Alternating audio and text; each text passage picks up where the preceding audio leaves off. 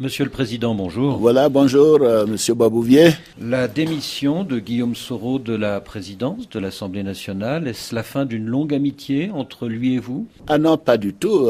Guillaume Soro estimait qu'il était plus d'une idéologie politique qui n'était pas celle du RHDP, puisque le RHDP, les Oufouettis, nous sommes un parti libéral social. Lui se considère marxiste et donc je comprends que de ce fait, ce ne soit pas compatible avec ses convictions. Vous êtes des compagnons de longue date, depuis les années 2000, depuis notamment la crise post-électorale de 2010-2011. Il a été votre premier ministre après votre arrivée au pouvoir. Ce n'est pas rien quand même, cette oui, tout à fait. Non, j'ai beaucoup d'estime pour Guillaume Soro. C'est un jeune homme que je considère comme un de mes fils. Vous savez, j'en ai beaucoup au niveau de mon parti et il a été courageux. Il a fait un travail important, il était engagé contre l'ivoirité. C'était la chose, je pense, qu'il a amené vers moi, comme beaucoup de jeunes qui considéraient que cette politique d'ivoirité dans les années 90 allait totalement détruire la Côte d'Ivoire.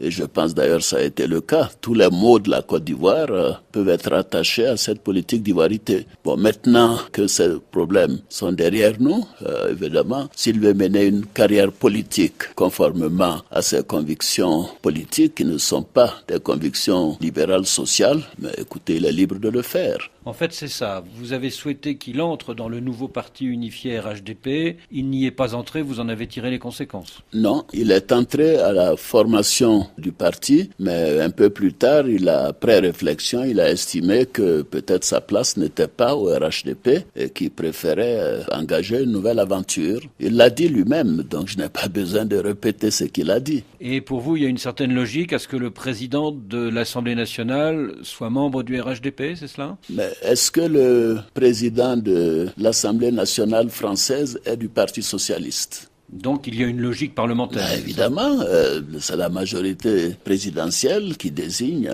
son président qui doit être de la majorité. Le RHDP est largement majoritaire, pratiquement les 2/3 du Parlement. Il faut bien que le président du Parlement soit issu du RHDP. Et est-ce que de facto, depuis sa démission, que l'on dit un petit peu forcée par vous-même... Non, je ne suis pas homme à forcer qui que ce soit. Nous avons eu de bons entretiens, il m'a confirmé tout cela. Il m'a dit qu'il voulait prendre un peu de temps. Il envisage d'aller faire des études de MBA à Harvard. Et puis après, on verra. Je n'exclus pas qu'il revienne à la maison d'ailleurs. Est-ce que de facto, Guillaume Soro, qui est un jeune homme politique, c'est un quadragénaire, est-ce que de facto, il ne va pas être tenté de se présenter à la présidentielle de 2020 ? Mais je considère que c'est son choix, c'est sa liberté. J'ai dit que tout le monde peut être candidat. Par conséquent, la Constitution l'autorise à le faire et il n'est pas question pour moi d'empêcher la candidature de qui que ce soit, comme certains ont tenté de le faire par le passé. Est-ce que de facto, il n'est pas devenu désormais pour vous un adversaire politique ? Ah non, je le considère comme un jeune qui se dit attaché à ma personne, à mon combat, à mes idées, qui m'a dit qu'il est impressionné par la manière dont nous avons géré ce pays, les transformations qui sont visibles et par conséquent, non, c'est un jeune homme avec qui je maintiendrai les rapports que j'ai toujours eus. Je pense au niveau de la presse, vous exagérez un peu. Il n'y a pas de problème relationnel, Guillaume. Je suis à un niveau où on ne peut pas considérer que Guillaume puisse avoir un problème avec moi. C'est un jeune homme qui se dit très attaché à ma personne. Alors un autre allié politique est parti, c'était au mois d'août dernier, et c'est pas n'importe qui, c'est l'ancien président Bédier. Il est parti où ? Il est parti apparemment dans l'opposition.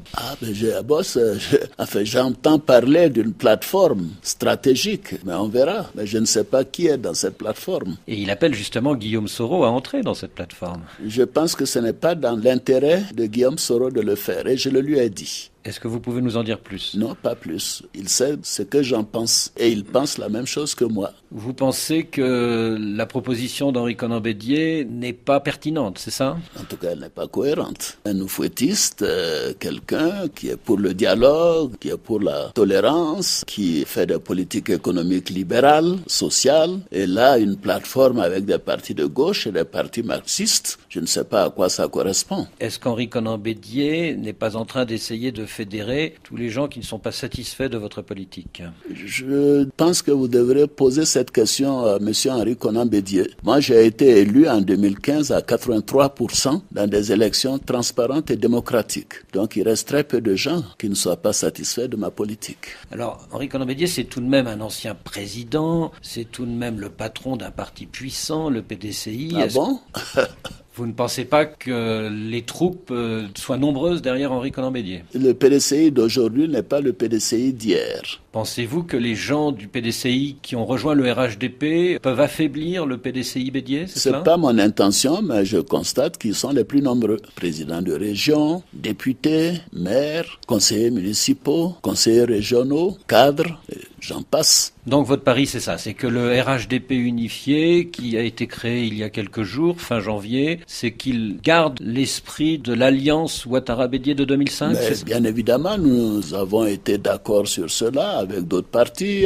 Nous avons signé un accord politique, nous sommes engagés sur un calendrier, et c'est ce calendrier que je suis en train d'appliquer. Donc il n'y a pas de changement de cap en ce qui me concerne. Et je pense que le temps fera son effet, on verra bien. Dans l'opposition, certains parient sur l'usure du pouvoir et sur le fait qu'il y a des constats qui ne sont pas toujours positifs. On pense notamment au dernier rapport de l'Union européenne en juillet dernier qui a dénoncé certaines mauvaises gouvernances. Mais ce rapport, par un groupe de gens, d'experts entre guillemets, ne peut pas faire un meilleur rapport que le Fonds monétaire, la Banque mondiale, le gouvernement américain avec le MCC, la Fondation Mo Ibrahim et ainsi de suite. C'était tout simplement du n'importe quoi. Et je l'ai dit à l'Union européenne. Laurent Gbagbo, acquitté par la Cour pénale internationale. Quand vous avez appris cette nouvelle, c'était il y a quelques semaines, comment avez-vous réagi? Aucune réaction de ma part. C'est un procès qui continue. Sur le fond, il y a eu plus de 3000 morts pendant la crise post-électorale. Exactement. Quelqu'un doit être bien responsable de ces 3000 morts. Alors justement, comment... J'espère que la justice aura la lumière sur cela. C'est ce que les victimes demandent. Est-ce que vous vous êtes dit c'est un jugement injuste? Comment vous avez réagi? Non, vous savez, j'ai fait toute ma carrière à l'international. La Cour pénale internationale est une structure internationale. Je n'ai pas d'avis. Ils ont donné une décision en première instance, je signale. Et maintenant, il y aura sans doute appel au niveau du procureur. Et attendons de voir comment les choses vont se terminer. Ce que beaucoup disent dans le FPI, c'est qu'en fait, la Cour pénale internationale a été instrumentalisée par la Côte d'Ivoire. Eh bien, dis donc, nous sommes vraiment puissants. Hein. Mais c'est au moins s'ils reconnaissent que la Côte d'Ivoire est maintenant un pays puissant, moderne, qui a des relations.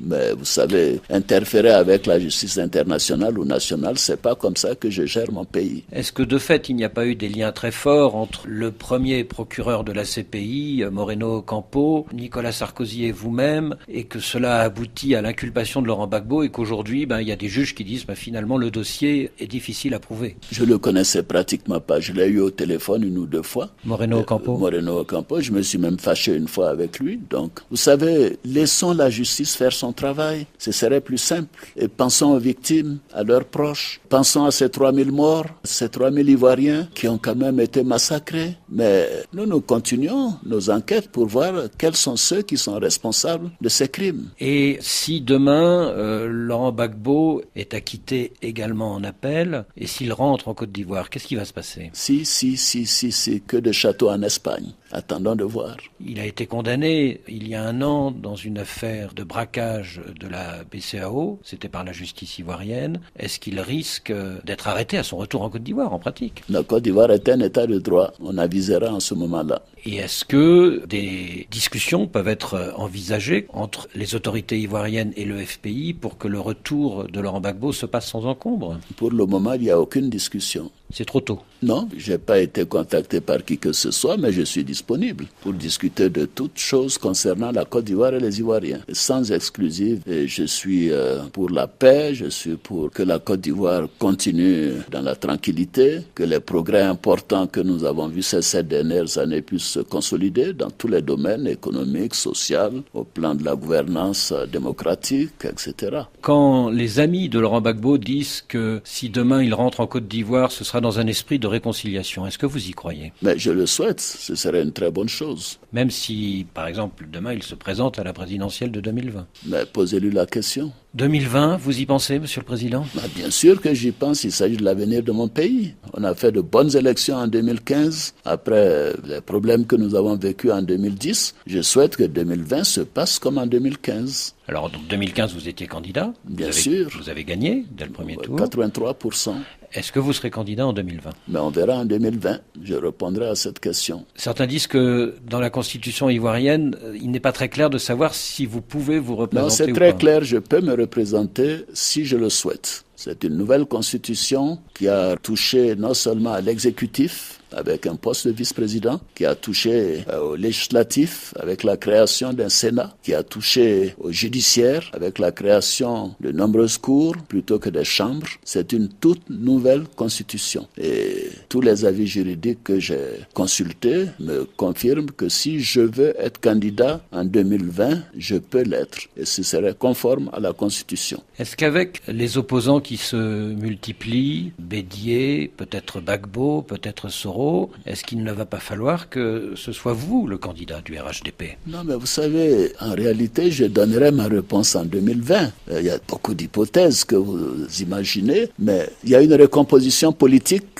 qui se déroule en Côte d'Ivoire. En tant que démocrate, j'estime que c'est une excellente chose. Et je souhaite d'ailleurs qu'il y ait une clarification, que ceux d'entre nous qui sommes des libéraux sociaux soyons d'un côté et les autres qui sont donc d'une autre tendance soient de l'autre côté, et que les Ivoiriens aient un choix très clair de faire les choses en fonction des attentes de nos concitoyens. Une chose est certaine, j'ai un bilan qui est inattaquable. Cette année, une croissance moyenne par an de 8% parmi les 4 pays du monde avec le plus fort taux de croissance, un taux d'inflation de 1 à 2%, quasiment jamais inégalé, pas seulement en Afrique mais en Europe, un déficit budgétaire autour de 3 à 4%, une dette publique moins de 40% du PIB, et je pourrais continuer. Nous avons un bilan qui est remarquable, et tout à l'heure d'ailleurs, le mécanisme africain pour l'évaluation des pairs l'a confirmé. Voyez-vous, nous sommes à 82% aujourd'hui de fourniture d'eau, de fourniture d'électricité, etc. C'est dans tous les secteurs qu'il y a eu des progrès ces 7 dernières années. Donc la Côte d'Ivoire va bien. La Côte d'Ivoire est en sécurité et nous avons reformé l'armée après les problèmes que nous avons vécus en 2017. C'est un pays qui est ténu. C'est une économie qui va et les taux de croissance continueront d'être entre 7 et 8% sur les 2, 3, 5 prochaines années. Sans hésitation, je peux vous le dire, quelle que soit l'évolution des taux de change. Parce que nous avons une bonne politique macroéconomique. Nous assurons que ce soit la base de l'attraction des investissements et de l'épargne nationale. Moi, je suis confiant quant à l'avenir de mon pays. Et justement, pour défendre ce bilan, beaucoup disent aujourd'hui en Côte d'Ivoire que comme il n'y a pas au RHDP de dauphin qui s'affirme vraiment en dessous de vous, eh bien, le meilleur pour défendre le bilan, en 2020, ce sera vous. Non, cela n'est pas vrai. Moi, je peux vous citer 2, 3, 4 noms de jeunes de grande qualité. Vous pouvez nous les citer? Je ne le ferai pas, j'ai quand même mon opinion, mais nous avons une très bonne équipe avec des gens compétents et c'est pour cela que j'ai toujours insisté sur le transfert du pouvoir à une nouvelle génération. Mais le moment viendra pour cela. Et quand est-ce que vous prendrez votre décision pour 2020? L'année prochaine, en 2020. Début 2020. En 2020. Je crois que je peux prendre ma décision conformément à la Constitution en fin juillet 2020, pour être plus précis, puisque les élections auront lieu le 28 octobre 2020. Normalement, le dépôt de candidature, c'est 90 jours avant, ce qui nous amène au 28 juillet 2020. Vous voyez que j'ai bien calculé tout ce qu'il faut. Oui, mais si jamais vous voulez préparer un dauphin, il faudra le préparer avant le mois de juillet 2020. Oui, mais écoutez, le dauphin, on a vu dans d'autres pays que je ne nommerai pas. Le dauphin a été nommé 6 semaines avant l'élection. Vous pensez à la République démocratique du Congo. Que vous inspire cette élection très controversée, au terme de laquelle Félix Tshisekedi a été officiellement proclamé vainqueur? Non, je n'ai pas de commentaire. Et nous avons au niveau de la CEDEAO comme principe que les questions régionales doivent être réglées par les structures régionales. Donc il appartient à la communauté de l'Afrique de l'Est et la SADC de régler ce problème. Je connais bien le président Kabila, nous avons d'excellentes relations. Je connais bien également le président Tshisekedi, que je recevrai d'ailleurs pendant ce sommet. Et il appartient aux Congolais de trouver les arrangements pour que ce pays demeure en paix. Dernière question, quel bilan vous faites de la présidence Kagame à la tête de l'Union africaine? Ne craignez-vous pas un coup de frein à ces réformes par par le futur président égyptien Abdel Fattah al-Sisi? Non, je ne pense pas. D'abord, je crois que le président Kagame a un bilan exceptionnel. Vous savez, la réforme des institutions, la réforme du financement de l'Union africaine, ce qui nous permettra quand même de pouvoir nous financer nous-mêmes. Avec cette fameuse taxe. La taxe de 0,2%. Et nous l'avons soutenu pour cela, puisque c'est une formule que nous appliquons déjà au niveau de l'Union économique et monétaire ouest-africaine, au niveau de la CEDEAO. Et moi, je suis heureux que nous l'ayons appliqué. La Côte d'Ivoire l'applique déjà et nous sommes le 10e contributeur au niveau de l'Union africaine. Et le président Kagame est venu en visite officielle en Côte d'Ivoire en décembre. Nous avons eu un très bon échange. Je le félicite pour le travail qu'il a fait et je n'ai pas de doute que le président Al-Sisi continuera sur la même voie. Monsieur le Président, merci.